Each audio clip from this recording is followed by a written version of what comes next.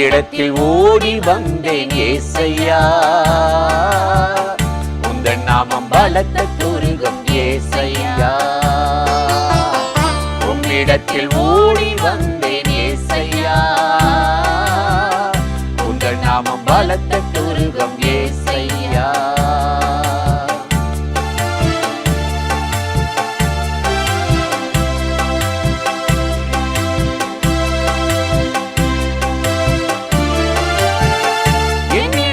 வருபவனை புறம்பே தள்ளுவதில்லை, என்னிடத்தில் வருபவனை புறம்பே தள்ளுவதில்லை. எதை கேட்டாலும் தருவேன் என்றவரே, எதை கேட்டாலும் தருவேன் என்றவரே. உமது நாமத்தில் தினமும் ஜெபிக்கிறேன், உமது நாமத்தில் தினமும் ஜெபிக்கிறேன். உம்மிடத்தில் ஓடி வந்தேன் ஏசையா, உந்தன் நாமம் பலத்த துருகம் ஏசையா. உம்மிடத்தில் ஓடி வந்தேன் ஏசையா, உந்தன் நாமம் பலத்த துருகம் ஏசையா.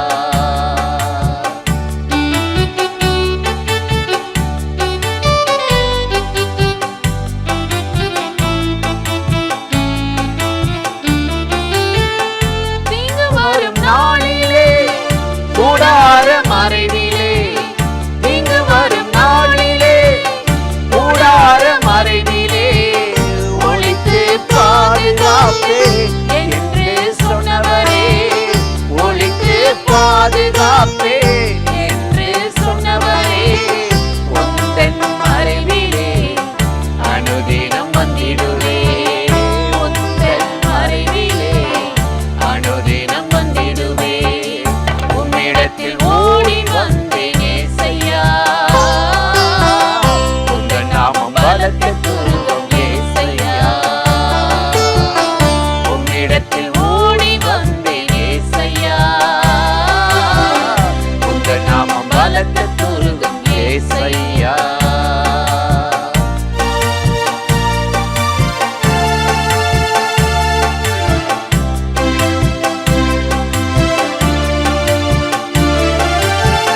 கல்வாரி மலையிலே காயங்கள் நடுவிலே, கல்வாரி மலையிலே காயங்கள் நடுவிலே வந்து மறைந்திடுவே, சுகமும் அடைந்திடுவே. வந்து மறைந்திடுவே, சுகமும் அடைந்திடுவே. பரிசுத்தமாய் வாழ்ந்து மகிமை செலுத்திடுவே, பரிசுத்தமாய் வாழ்ந்து மகிமை செலுத்திடுவே. உம்மிடத்தில் ஓடி வந்தேன் ஏசையா, உந்தன் நாமம் பலத்த துருகம் ஏசையா. உம்மிடத்தில் ஓடி வந்தேன் ஏசையா, உந்தன் நாமம் பலத்த துருகம் ஏசையா. கர்த்தர் நல்லவர், அவர் கிருபை என்றும் உள்ளது. இன்றைக்கும் இந்த காலை நேரத்தில் இயேசுவை தினம் பார்ப்போம் என்ற இந்த நிகழ்ச்சியின் மூலமாக உங்களை சந்திப்பதில் மிகுந்த மகிழ்ச்சி அடைகிறேன். ஆண்டவராகிய தேவன் இந்த நாட்களிலும் நம்மை ஆசீர்வதித்து கிருபையால் நிரப்பி நடத்துவார். இன்று கூட வேதத்திலிருந்து ஒரு வசனத்தை உங்களுக்கு ஞாபகப்படுத்தி சில காரியத்தை சொல்லி ஜெபிப்பது நல்லது என்று உணர்ந்தேன். மத்தேயு 8:25 நாம் வாசித்து பார்த்தால், சீசர்கள் ஆண்டவரை எழுப்பி படகில போகும்போது, போதகரே மடிந்து போகிறோம், எங்களை காப்பாற்றும் என்று அபயமிட்டார்களா, அலறினார்களா, கூக்குரலிட்டார்களா? சில சமயம் நம்ம ட்ராவல் பண்ணுவோம், அது பைக்காக இருக்கும், காராக இருக்கும், பஸ்ஸாக இருக்கும், ஏன் விமானம் ட்ரெயினாக கூட இருக்கும். திடீர்னு பிரேக் போடுவாங்க, விமானம்னா குலுங்கும், யாராவது ஒருவர் குறுக்க வருவாங்க, நம்ம எதிர்பார்க்கவே மாட்டோம். அப்படிப்பட்ட நிலையில் நம்ம அந்த நேரத்தில் ஏன் இப்படி வந்தேன்னு கேட்க முடியாது. ஒரே வார்த்தை சொல்லுவோம், ஆண்டவரே என்னை காப்பாற்றும். இயேசுவே நம்மளை காப்பாற்றும், கடவுளே காப்பாற்றும், அப்படி தான் சொல்லுவாங்க. அதே நிலை தான் இவங்க பிரயாணம் பண்ணி ட்ராவல் பண்ணி படகுல போகும் பொழுது என்ன ஆயிடுச்சுன்னா, பயங்கர கொந்தளிப்பு, காற்று, அலைகள் கொந்தளிக்கிறது. அப்படிப்பட்ட நிலையில் இயேசு அங்கே தான் இருக்கிறார். இவர்களுக்கு பயம் வந்துருச்சு. நம்ம கரை சேருவோமா, பிழைச்சிருவோமா, இவர் தூங்கிட்டு இருக்கிறாரே, கொஞ்சம் ஒரு படி மேலே போய் உமக்கு ஏதாவது இருக்கா கேட்குறாங்க. நாங்கள் இவ்வளவு பாடுபடுறோம், கொந்தளிக்கிறோம், இந்த கயிறை பிடிச்சி அங்கே இழுக்கு கட்டுறோம், நங்கூரத்தை இறக்குறோம், இவ்வளவு கொந்தளிப்புகளும் காற்றும் அடிக்குது, எனக்கு என்னான்னு இவர் இருக்கிறாரே. ஒரு முறுமுறுப்பு, ஒரு வேதனை அவங்களுக்குள்ள காணப்படுது. நீங்கள் தொடர்ந்து வேதத்தை வாசித்து பார்த்தீங்கன்னா, அந்த மார்க் எழுதின சுவிசேஷம் 4:38 போதகரே மடிந்து போகிறோமே, உமக்கு கவலையே இல்லையா? நீங்கள் ஏன் கேட்கக்கூடாதா? இன்றைக்கி நம்ம வாழ்க்கையில் கூட அப்படித்தானே, ஏதாவது ஒரு காரியம் நடக்காட்டினா நம்ம அப்படி தான் கேட்குறோம், கவலையே இல்லையா? ஆண்டவர் ஏன் என் ஜெபத்தை மட்டும் கேட்க மாட்டேன்றாரு? ஏன் எனக்கு தாமதமாகுது? ஏன் இந்த போராட்டம்? இது வரக்கூடாதுன்னு தானே நம்ம ஜெபிக்கிறோம். அப்படின்லாம் சில அங்கலாய்ப்புகள், கோபம், முறுமுறுப்பு வரத்தான் செய்யும். ஆனால் ஒன்று புரிந்து கொள்ளணும், இயேசு எங்கேயும் இல்லை, உங்களோடு தான் இருக்கிறார்.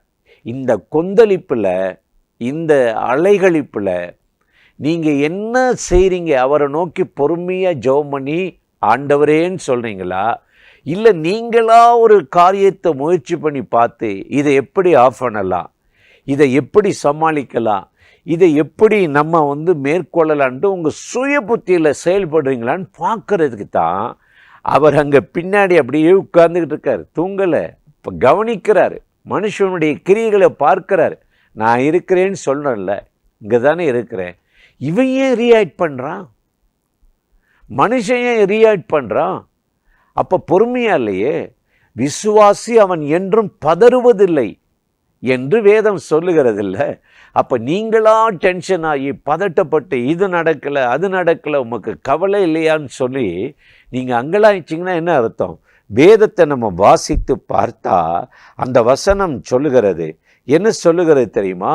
அவர் எழுந்து காற்றையும் கடலையும் அதட்டி அங்கே அதட்டினாராம், அமைதல் உண்டாயிருச்சான்.